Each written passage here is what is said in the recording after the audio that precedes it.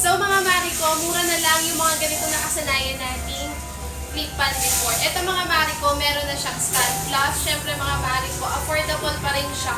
And syempre, hindi mainit ang binubugan ito. Kagandahan na sa kanya mga Mariko, meron na siyang stand. So hindi na kayo mahirapan or maghahanap pa ng pwede nila pagkapitan or pagsamitan. Ito mga Mariko, may stand na siyang ganyan. Sa gandahan dito mga Mariko, para na rin siya yung mga nakasanayan nating mga electric fan. Kasi mga Mariko, nagagalaw yan. Nagagalaw yan siya dito. Yan. Pwede mo iangat, ibaba. Tapos, nagandahan pa dyan mga Mariko, adjustable na siya. So, kung gusto mo na mataas, i-adjust mo siyang mataas. Kung gusto mo nang mababa, ikot mo lang to, tapos ibaba mo lang yan.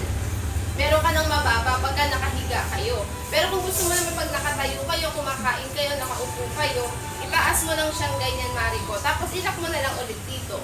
Ganun lang siya mag-adjust, be.